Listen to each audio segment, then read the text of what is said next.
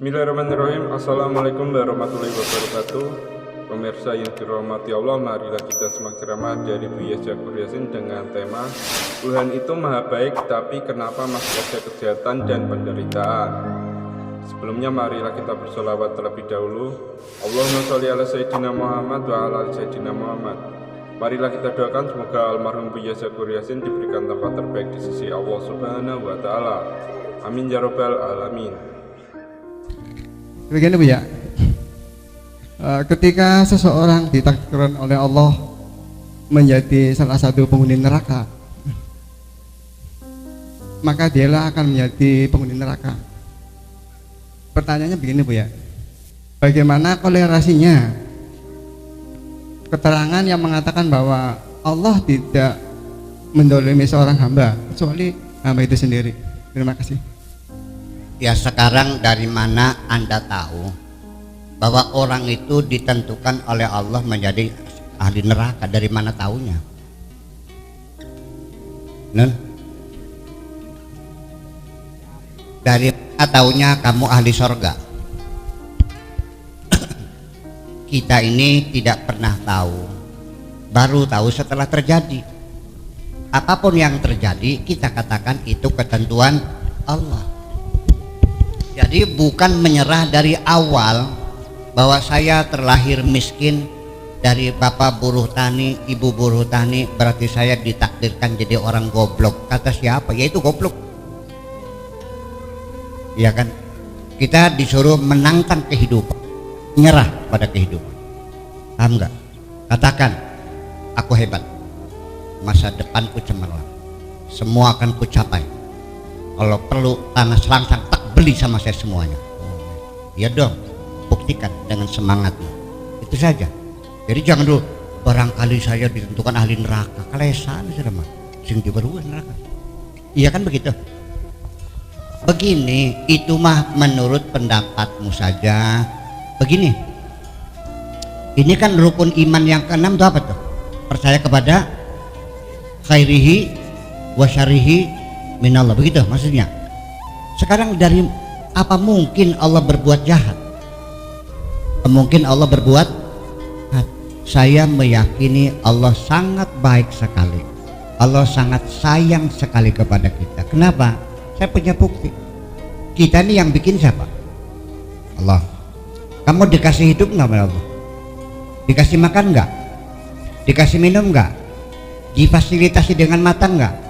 Kuping, telinga, tangan, kaki, udara, oksigen, matahari, itu sebenarnya adalah karunia. Luar rasanya ini. Dari mana kamu mengatakan Allah jahat? Tapi saya kan sudah berdoa enggak dikabul-kabul. Ya enggak? Jangan kau artikan ketika doamu tidak dikabul Allah, kamu katakan Allah kejam. Yuk, nih ada ibu-ibu. Ibu-ibu pernah nggak anak ibu minta uang nggak dikasih? Pernah nggak? Pernah. Nah, sebabnya bukan nggak ada uang, uang ada. Mungkin ini anak lagi laki-laki kena penyakit batuk. Lagi batuk, minta duit, pengen beli es. Dikasih nggak? Dikasih nggak? Nggak. Kenapa nggak dikasih? Cara eman.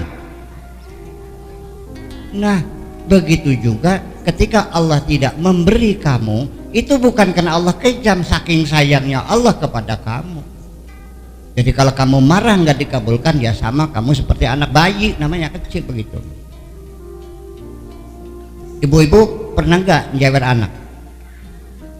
Katanya sayang.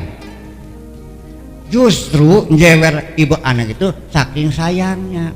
Jadi ketika kamu diberi hukuman oleh Allah, itu saking sayangnya Allah sebetulnya. Kenapa kita berburuk sangka kepada Allah? Malah dosamu adalah karena engkau berburuk sangka kepada Allah. Itu bukan dosa kecil, tapi dosa besar. Kamu tidak memukul saya, kamu tidak mencuri uang saya, tapi kamu menduduh aku ini orang jahat. Betapa sakit hatiku kepada kamu. Paham nggak? Makanya jangan pernah mengatakan Allah menentukan orang ahli neraka. Allah tidak sulit untuk memberi ampunan kepada siapapun. Terlalu mudah Allah mengampuni. Paham nggak? Jadi ini semacam ini jangan terungkap dalam pikiran kita. Allah menentukan seseorang masuk neraka. Ilmu dari mana itu? Allah sulit nggak kalau manusia semua dimasukkan surga semuanya? Bisa nggak? Allah maha kaya, maha segalanya ada.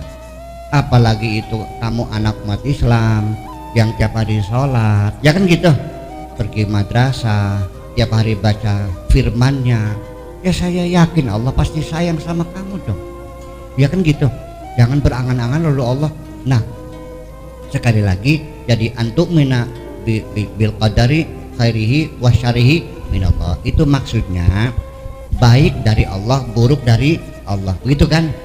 Itu maksudnya jangan kamu menganggap Allah itu berbuat baik, Allah berbuat buruk. Tidak. Yang saya yakini Allah selalu baik.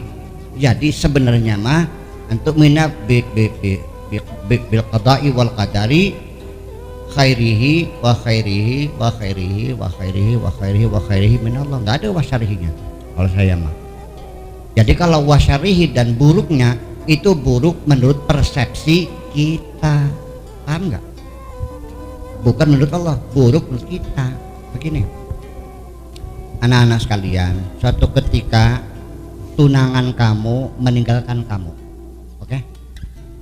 Karena suatu ketika kamu ini melihat tunangan kamu lagi berpacaran dengan perempuan lain, akhirnya putuslah tunangan itu dan nggak jadi kawin. Beli begon nggak? Beli tambang nggak? Kecewa nggak? Kecewa. Kalau kamu kecewa berarti kamu menyangka Allah berbuat buruk kepada kamu. Padahal saking sayangnya Allah kepada kamu, menyelamatkan dirimu, jangan kawin dengan lelaki itu, nanti kamu bakal sengsara. Sebelum kamu kawin diperlihatkan Allah kecurangannya sehingga kamu nggak jadi kawin. Terima kasih nggak? Kok nangis? Nah, itu persoalannya. Jadi bagaimana kita melihat semuanya tidak mungkin kalau kamu tidak yakin Allah maha baik.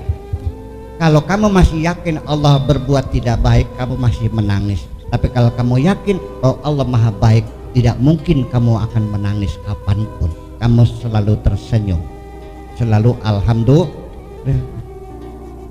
Oke, ini cerita berulang-ulang, nggak apa-apa deh. Ada orang mau ke Amerika, mau naik tanda tangan dengan buyer kontrak kerja mebeler seharga $1 juta. Berapa jadi tuh? 15 miliar ya? Gede nggak? Gede nggak 15 miliar tuh? Udah. Begitu berangkat ke Jakarta di jalan tol Cengkareng, bannya kempes taksi itu. Mau ganti ban serepnya kempes juga. Nyetop mobil di jalan tol gak ada yang berhenti. Akhirnya tidak jadi berangkat. Kecewa nggak, Bung Sat? Sopirnya dipukulin gara-gara kamu. $1 juta hilang dari kesempatan saya, dipukulin. Kecewa kan? Tapi begitu dia dengar 1 jam kemudian kapalnya jatuh di Kolombo, baru bilang alhamdulillah. Kalau ban gak kempes kita ke Wismod. Kenapa dipukulin super taksi? Karena dia tidak paham. Allah ingin menyelamatkan dia. Karena tidak paham, akibatnya supir taksi dipukulin dan kecewa. Sehari-hari kita selalu salah paham kepada Allah, selalu berburuk sangka. Percayalah, Tuhanmu sayang kepadamu.